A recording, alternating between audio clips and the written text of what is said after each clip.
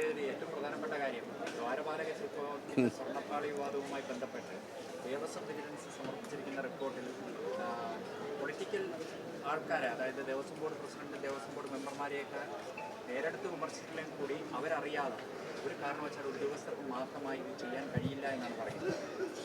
ഞാൻ എല്ലാം വായിച്ചിട്ടില്ല, പക്ഷെ ഒരു കാര്യം വളരെ വ്യക്തമാണ്. ഈ കഴിഞ്ഞ ദിവസം ദേവസ്വം മന്ത്രി അക്കാര്യം പറഞ്ഞിരുന്നു. മുഖ്യമന്ത്രി ഇതിൻ്റെ പിന്നിലുള്ള ഗൂഢാലോചനയെപ്പറ്റിയുള്ള സംശയങ്ങളെപ്പറ്റി പറഞ്ഞിരുന്നു ഡൽഹിയിൽ നിന്ന്. അതുകൊണ്ട് അതിനേക്കൊന്നും ഞാൻ പോകുന്നില്ല. ഒരു കാര്യം വളരെ കൃത്യമാണ്, ഇതിനകത്ത് തെറ്റായ ചില കാര്യങ്ങൾ ചെയ്യാൻ ശ്രമിച്ചിട്ടുണ്ട് എന്നുള്ളത് കോടതി തന്നെ പറഞ്ഞിട്ടുണ്ട്. ബഹുമാനപ്പെട്ട ഹൈക്കോടതി ചില ആളുകൾ തെറ്റായി ചില കാര്യങ്ങൾ ചെയ്യാൻ ശ്രമിച്ചതിനെ പറ്റി കേസെടുക്കാൻ പറഞ്ഞു. പ്രത്യേക ഒരു അന്വേഷണ സംഘത്തെ വിവരിച്ചു. ഞാൻ പറഞ്ഞിങ്ങനെയാണ്, കോടതി ചില തെറ്റായ പ്രവണതകൾ ഉണ്ടോ എന്ന് സംശയിച്ച് ഒരു അന്വേഷണ സംഘത്തെ നിയോഗിച്ചു. ആ അന്വേഷണ സംഘത്തിൻ്റെ അന്വേഷണം നടക്കുന്നുണ്ട്. അതിനകത്ത് കുറച്ച് പേരുടെ പേരിൽ കാര്യങ്ങൾ വന്നു. അതിനകത്ത് ഞാൻ അവരുടെ രാഷ്ട്രീയമൊന്നും പറയുന്നില്ല. പക്ഷേ അത്തരം ആ കേസെടുത്തത് പൂർണ്ണമായും ഹൈക്കോടതി പറയുന്ന കാര്യങ്ങളെ പിന്തുണച്ച് അതിനൊപ്പം നിന്നിട്ട് ഗവൺമെൻറ് അന്വേഷിക്കുന്നുണ്ട്. ഒരു കുറ്റവാളി പോലും സംരക്ഷിക്കപ്പെടില്ല.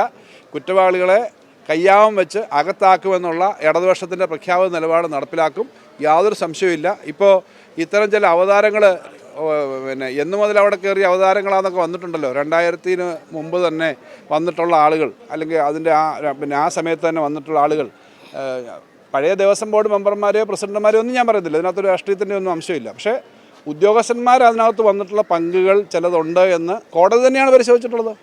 വേറെടുത്ത് പറഞ്ഞോ ഇല്ലയോ എന്നുള്ളതല്ല, അത് പറയേണ്ടത് അന്വേഷണമാണ്. പോലീസിൻ്റെ ടീമിനെ, സ്പെഷ്യൽ ഇൻവെസ്റ്റിഗേഷൻ ടീമിനെ കോടതി തന്നെ നിശ്ചയിച്ചതാണ്. അതിനകത്ത് ആ കുറ്റം ചെയ്ത ആളുകളെ കണ്ടെത്തട്ടെ.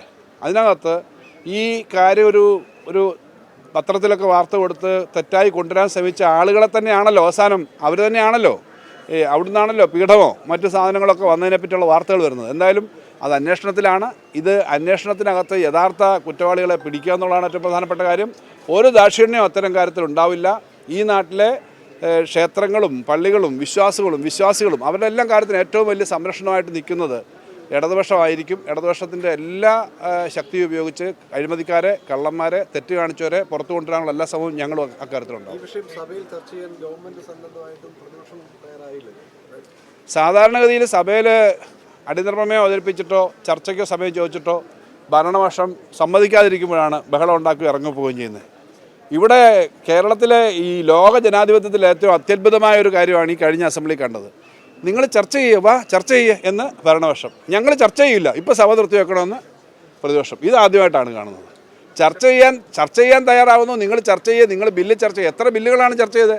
അതിനകത്തൊക്കെ ഇത് ചർച്ച ചെയ്യാം. നിങ്ങൾക്കും നിങ്ങളുടെ സഭ കണ്ടുകൊണ്ടിരിക്കുകയാണ്, ഞങ്ങൾ ആ സഭയിൽ നിന്ന് കേട്ടുകൊണ്ടിരിക്കുകയാണ്. അപ്പോൾ ചർച്ച ചെയ്യാൻ വരൂ, നിങ്ങളെല്ലാം വരൂ, ചർച്ച ചെയ്യൂ എന്ന് പറഞ്ഞാൽ ചർച്ച വേണ്ട, ഞങ്ങളെ ഇറങ്ങിപ്പോകാൻ സമ്മതിക്കണം, ഞങ്ങൾ സമരം ചെയ്യട്ടെ എന്ന് പറയുന്ന ഒരു പ്രതിപക്ഷത്തെ ആദ്യമായിട്ടായിരിക്കും ലോക ജനാധിപത്യത്തിൽ കാണുന്നത്. അത് ജനങ്ങളുടെ മുന്നിൽ വന്നിട്ടുണ്ട്. ഈ അവസരം കിട്ടിയിട്ടും ചർച്ച ചെയ്യാതെ, അടിയന്തര പ്രമേയത്തിന് അവസരം കൊടുത്തിട്ട് ചർച്ച ചെയ്യുന്നത് ഞങ്ങൾക്ക് നല്ലതാണ്. ഈ കാര്യങ്ങൾ പറയാമല്ലോ. അങ്ങോട്ടും ഇങ്ങോട്ടും തെറ്റും കുറ്റമൊക്കെ ഉണ്ടെങ്കിൽ തുറന്നു പറയാമല്ലോ. പക്ഷേ ചർച്ച ചെയ്യാനേ സമ്മതിക്കുന്നില്ല. ചർച്ചയെ ഞങ്ങൾക്ക് വേണ്ട എന്ന് സാധാരണഗതിയിൽ ഇങ്ങനൊരിക്കലും പ്രതിപക്ഷം പറയാറില്ല. അതാണ് കേരളത്തിൽ നടന്നത്.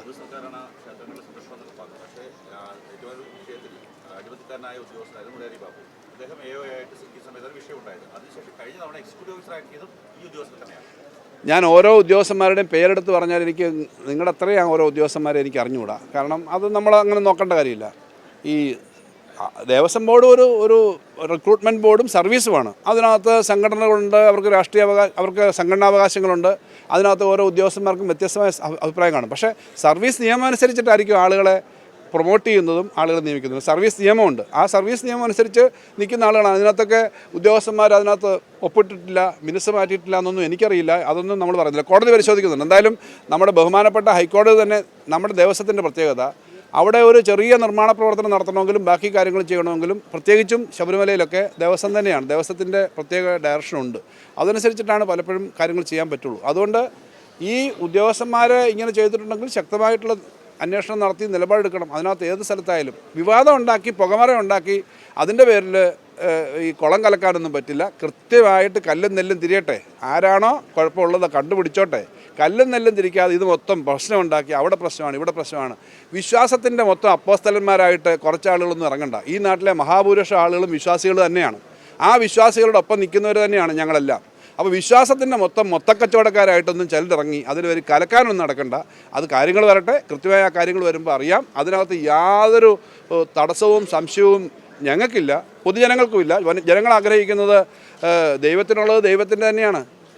അത് ഏറ്റവും കൂടുതൽ ഈ ദേവസ്വത്തിൻ്റെയും പിന്നെ ഇതുപോലെ ദേവാലയങ്ങളുടെയും പിൽഗ്രിം ടൂറിസത്തിൻ്റെയും ഒക്കെ ഏറ്റവും കാര്യത്തിനും ഒക്കെ ഏറ്റവും കൂടുതൽ പണം കൊടുക്കുന്നതാണ്. ഞാൻ തന്നെ സംസ്ഥാന സർക്കാരിൻ്റെ കഴിഞ്ഞ 4 ബഡ്ജറ്റുകളിലും ഈ പിൽഗ്രിം മേഖലയിലേക്ക് ധാരാളം പണം, ശബരിമലയിലാണ് ഏറ്റവും കൂടുതൽ പണം നമ്മൾ അവിടുത്തെ റോഡിനുമൊക്കെ ആയിട്ട് മാറ്റി വെക്കുന്നത്. അപ്പോൾ അങ്ങനെ ചെയ്യുന്ന പിന്നെ ആളുകളെന്ന നിലയിൽ ഇതിനകത്ത് തെറ്റ് കാണിക്കുന്നുള്ളവരുണ്ടെങ്കിൽ അവരെ സംരക്ഷിക്കാനേ പറ്റില്ല എന്നുള്ള നിലപാടാണ്. അതുകൊണ്ട് അക്കാര്യം പുറത്തു വരട്ടെ. എന്തായാലും ഒരു കാര്യം ഞാൻ പറയാം, ഇതിനകത്ത് ആദ്യമേ ഈ അയ്യപ്പ സംഗമം നടന്നതിൻ്റെ തലേ ദിവസങ്ങളിലൊരു സ്റ്റേറ്റ്മെൻറ്റ് നടത്തി ഒരാൾ, ഇങ്ങനെ ചില സാധനങ്ങൾ കാണാതെ പോയിട്ടുണ്ട്. അവസാനം ആ സ്റ്റേറ്റ്മെൻറ്റ് നടത്തിയ ആടെ വീട്ടിൽ നിന്ന് തന്നെയോ അല്ലെങ്കിൽ അദ്ദേഹത്തിൻ്റെ ബന്ധുക്കളുടെ അടുത്തു നിന്ന് തന്നെയാണല്ലോ ഈ സാധനങ്ങൾ കിട്ടിയത്. ഇന്ന് വരെ പ്രതിപക്ഷ നേതാവ് പല പത്രസമ്മേളനം നടത്തിയല്ലോ, ആ ആളുകളെപ്പറ്റി എന്തെങ്കിലും പേരെടുത്ത് പറഞ്ഞോ? അവരെ ചൂണ്ടിക്കാണിച്ചോ? അവരെ തള്ളി പറഞ്ഞോ? പറഞ്ഞില്ലല്ലോ. അവരാണ് യഥാർത്ഥത്തിൽ അവരുടെ കുറ്റവാളി എന്താണ്, അവരുടെ സ്വഭാവം എന്താണെന്ന് പറഞ്ഞോ? എന്താ പറയാത്തെ? അപ്പോൾ ഇതൊക്കെ ആളുകൾ കണ്ടുകൊണ്ടിരിക്കുന്നുണ്ട്.